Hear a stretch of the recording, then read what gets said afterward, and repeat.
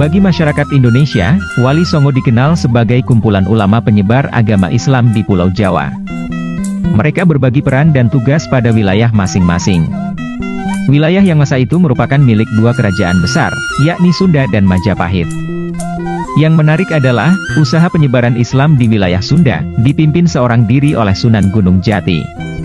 Mengapa demikian? Sebelum lanjut, mohon maklumnya jika tidak ada kesamaan pandangan. Setiap konten channel ini, berusaha mendasarkan sumber naskah yang jelas, serta yang mendekati masa peristiwa. Kami menghindari betul kisah dongeng, serta membatasi dari sumber babat yang di luar natural. Dongeng, dan sebagainya, justru akan berakibat buruk terhadap pewarisan sejarah itu sendiri. Bila berkenan, mohon subscribe, like, share, dan komen, agar channel ini berkembang bersama membagi sejarah jasa leluhur bangsa Indonesia. Para ahli sejarah Indonesia bersepakat bahwa, masuknya Islam di Nusantara dimulai dengan interaksi perdagangan, lalu membentuk komunitas Muslim di wilayah perdagangan, kemudian berlanjut perkawinan dengan penduduk lokal, dan puncaknya adalah jika kemudian raja penguasa wilayah adalah seorang Muslim. Baik dengan jalan merebut kekuasaan ataupun dengan cara mengislamkan raja tersebut. Tindakan raja tentu akan mudah ditiru dan ditaati oleh rakyatnya, termasuk dalam beragama. Namun ilustrasi tersebut tentu akan dijungkir balikan oleh dongeng Syekh Subakir. Dongeng itu mengisahkan, keberhasilan siar Islam harus dengan syarat tumbal, dan memaku batu jimat di Gunung Tidar. Juga perjanjian dengan syarat-syarat tertentu, baik dengan para siluman, maupun Sabdo Palon dan Semar, yang direpresentasikan pemilik Pulau Jawa yang syah. Dan semua itu atas perintah Sultan Turki. Dongeng ini perlu dikritisi, karena justru mengkerdilkan peran nyata para leluhur penyebar Islam, yang dilalui dengan cara wajar, mencontohkan perilaku yang baik, dan usaha-usaha politisnya. Sabdo Palon adalah cara intervensi penulisan sejarah kontroversial, berisi sinisme terhadap Islam, bersumber dari dalang yang dirasuki arwah Butolocoyo. Artinya informasi sejarahnya dari orang kerasukan, yang dituliskan dan saling mengutip di antara Serat Gotoloco, Babat Kediri, dan Serat Darmo Gandul. Kita tinggalkan dulu dongeng Syekh Subahir serta kisah Sabdo Palon. Dari segi keilmuan setidaknya ada 4 teori kedatangan para pembawa agama Islam di Nusantara. Yaitu, teori kedatangan dari bangsa Arab, teori Persia, India Gujarat, dan Tiongkok. Adapun penyebarannya ada 5 bentuk. 1. Perdagangan. 2. Perkawinan. 3. Pendidikan. 4. Kesenian. 5. Politik. Hubungan Muslim pendatang di Nusantara, dimulai pada masa awal Islam itu lahir. Hal ini bisa dilihat jejaknya pada makam di Barus yang bertanggal 4 Hijriah. Untuk di Jawa Barat atau Pasundan, sosok Bratalegawa adalah tokoh pertama yang tercatat dalam naskah tradisi sebagai Haji pertama, yang kemudian disebut dengan Haji Purwagaluh. Bratalegawa adalah anak Prabu Bunisora Raja pengganti kakaknya yang gugur di Perang Bubat pada tahun 1357, yaitu Prabu Linggabuana. Bratalegawa menjadi Muslim karena profesinya sebagai pedagang. Kemudian menikah dengan wanita Gujarat, bernama Farhana. Bratalegawa setelah menjadi Muslim tinggal bersama kakaknya yang bernama Giri Dewata Kasmaya di Cirebon Girang, penguasa kerajaan Singapura. Selanjutnya, Bratalegawa membangun perkampungan Muslim dan menyebarkan agama Islam di sana, selain berdagang. Singapura adalah kerajaan bawahan Sunda Galuh, pemilik pelabuhan Muara Jati yang sudah ramai dengan lalu lintas dagang antar negara. Kisah Bratalegawa atau Haji Purwagaluh, adalah contoh bentuk proses masuknya Islam dari perdagangan dan perkawinan.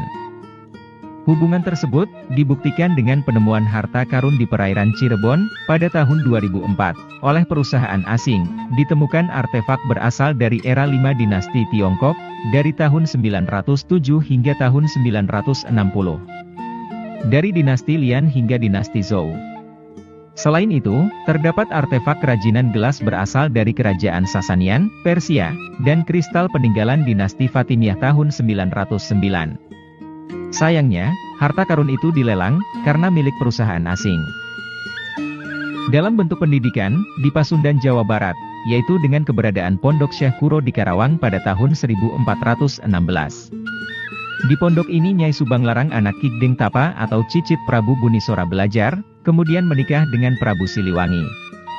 Selain itu terdapat Pondok Syekh Nurjati, di Pasambangan Jati yang berdiri tahun 1420. Di pondok ini, putra Prabu Siliwangi, Pangeran Cakrabuana dan Rara Santang belajar. Kelak, Rara Santang melahirkan putra yang bernama Sunan Gunung Jati. Dalam bentuk kesenian, media penyebaran Islam, dilakukan dengan pertunjukan wayang kulit, gamelan, tari, debus, seni kriya yang disisipi nilai-nilai ajaran Islam. Seperti yang dinarasikan sebelumnya, semua bentuk proses penyebaran tersebut, akan mencapai puncaknya jika usaha politis penyebaran Islam akhirnya bisa menguasai kekuasaan. Produk hukum penguasa, akan memudahkan segalanya. Di Pulau Jawa akhirnya, berdiri dua kerajaan Islam yaitu Demak dan Cirebon, yang proses berdirinya tentu keduanya berbeda. Satu-satunya Wali Songo yang menjadi raja atau sultan adalah Sunan Gunung Jati. Namun, Sunan Gunung Jati menjadi raja atau sultan, bukan dengan cara memisahkan diri atau melawan kerajaan induk yaitu Sunda Galuh.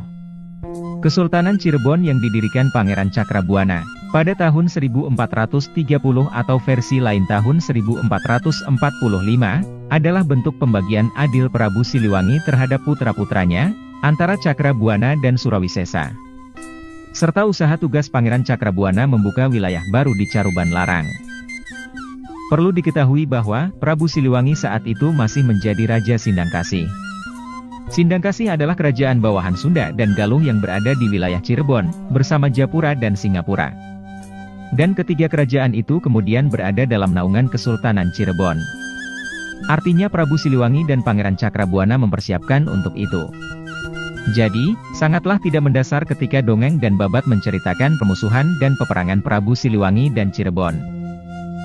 Adapun kerajaan bercorak Islam, hal itu bukanlah soft culture bagi kerajaan Sunda dan Galuh, sebab agama Islam sudah banyak dianut di lingkungan keraton Sunda Galuh.